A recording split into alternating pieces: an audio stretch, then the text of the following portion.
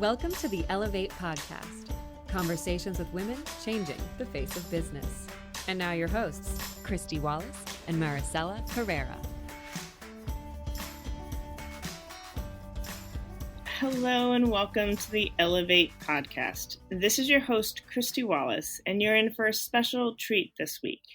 Last week we heard from Sarah McBride around ways that we can all be advocates in our lives and in our communities, as well as running for office and the importance of the LGBTQ movement during this time and how we can be better allies and supporters. So I'm excited to have the podcast this week focus on the continued conversation with Sarah McBride and how companies can be leaders during this time and always in supporting the LGBTQ plus community and being inclusive and action-oriented.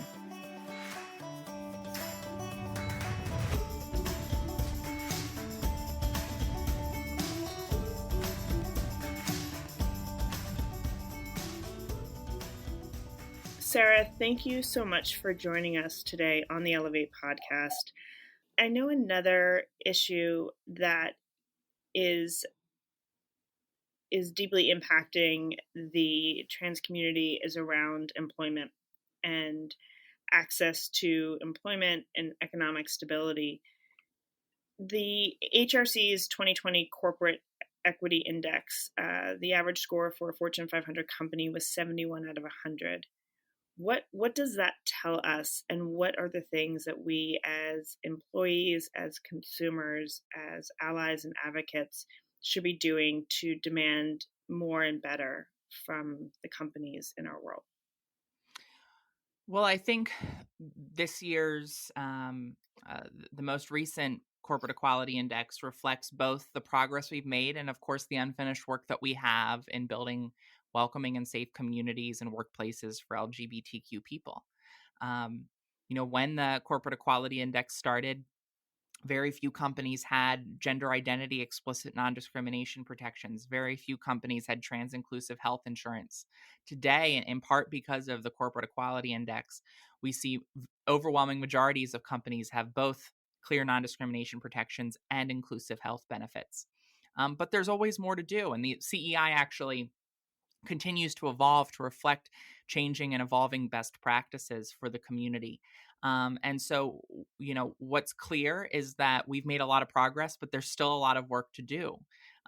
In too many places, businesses are the only line of non-discrimination protections that LGBTQ people have. In many cases, LGBTQ people, though, who are working in those businesses may have good policies on paper, but aren't treated with the dignity and respect that they deserve and that they need in their day-to-day lives in the workplace. So it's so important that as we continue to move LGBTQ inclusive policies and practices forward, it's important for us to remember that it's not just about what's on paper. It's also about what's in people's hearts and what's being said in the conference room or in the hallways or around the coffee pot.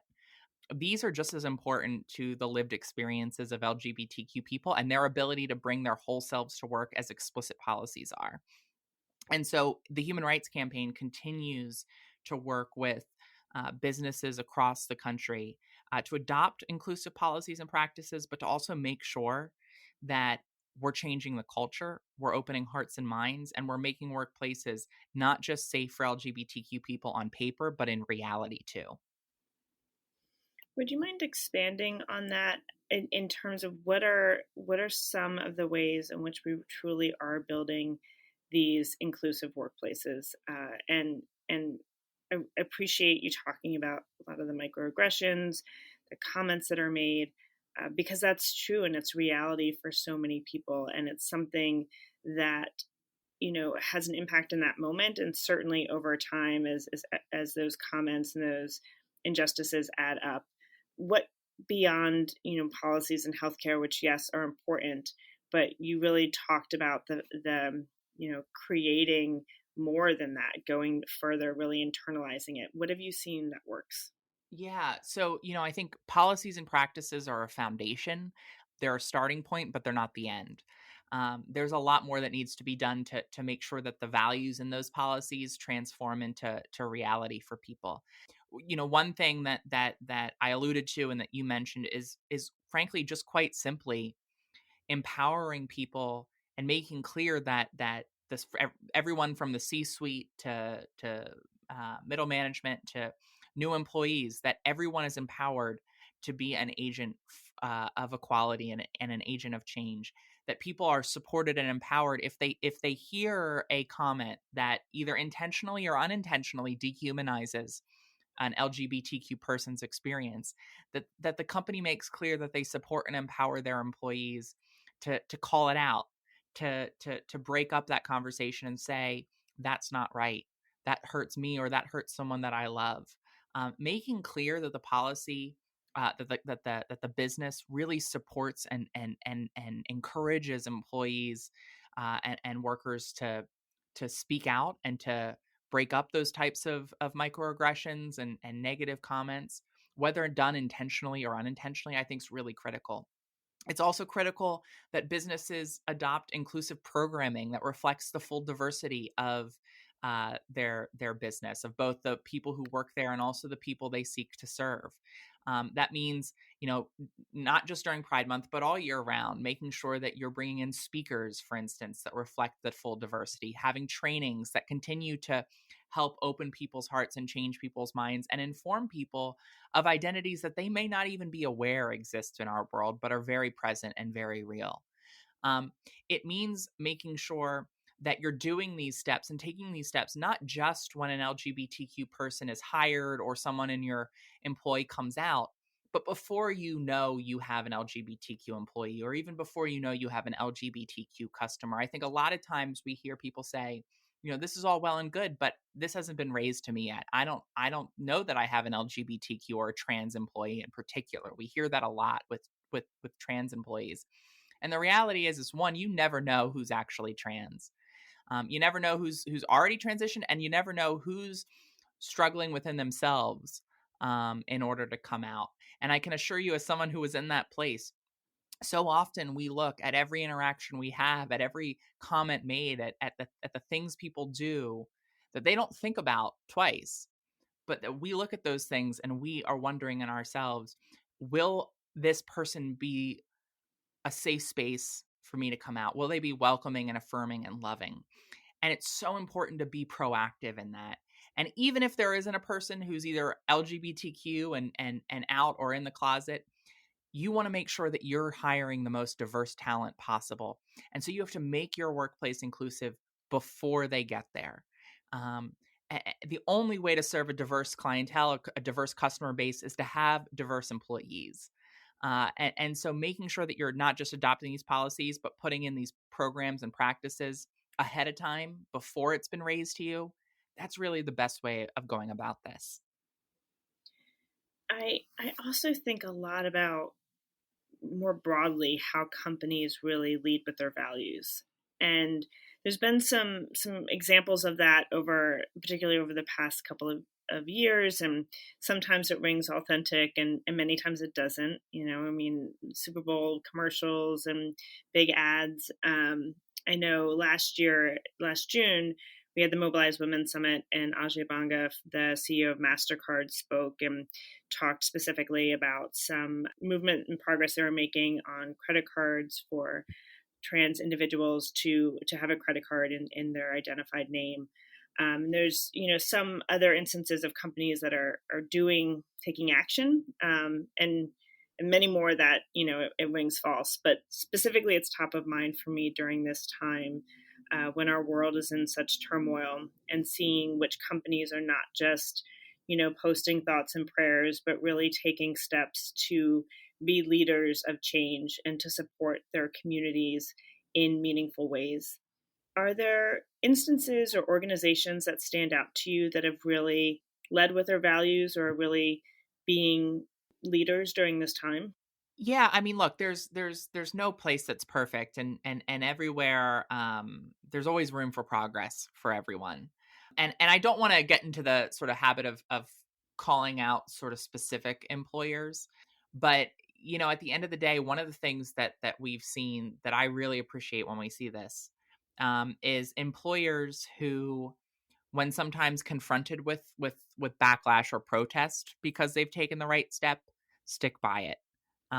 Recognize that for every customer that they may lose because they're outraged that they're safe and inclusive for transgender people or LGBTQ people, they're going to gain 3 or 4 more.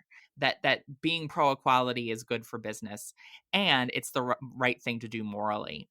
And that when it gets a little tough, when you face some criticism, sticking by those values, sticking by those principles, sticking by those actions is so critical.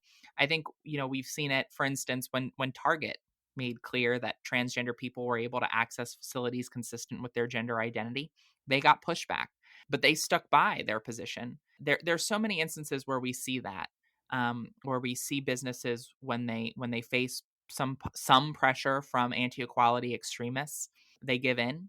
But we need to make sure that we see that that businesses continue to stand firm when that happens. The second thing I'll say is, it's one thing to be pro-LGBTQ, but as we talked about before, it's so critical that businesses meet their LGBTQ inclusive policies and practices with policies and practices that support working people and working families across the board.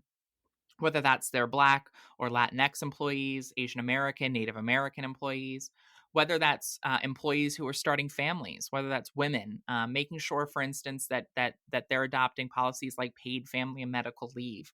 These policies are critical to make sure that you're meeting the public statements of support and inclusion with policies across the board that help all people, and yes, help LGBTQ people. LGBTQ people need access to paid family and medical leave. LGBTQ people need a livable wage. LGBTQ people need protections from sexual harassment and sexual assault in the workplace. These types of policies, they're really central too to making inclusive, safe workplaces for LGBTQ people and all employees of various backgrounds. And I think that's I think the shining example is when we see businesses meet their commitment to LGBTQ equality with a commitment toward racial justice and economic justice, gender equity, disability rights, and all of the various and combating all of the various isms and phobias that plague our society. Thank you, Sarah. Thank you so much for joining us on the Ellevate podcast today. It was a true honor to have you here. Thank you so much for having me. It's really great to be on. Thanks so much for listening to Ellevate. If you like what you hear, help a girl out. Subscribe to the Ellevate podcast on iTunes, give us 5 stars, and share your review. Also, don't forget to follow us on Twitter at EllevateNTWK, that's Ellevate Network.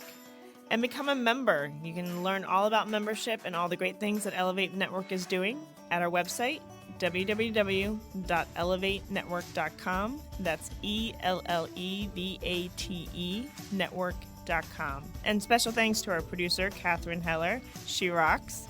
And to our voiceover artist, Rachel Griesinger. Thanks so much, and join us next week.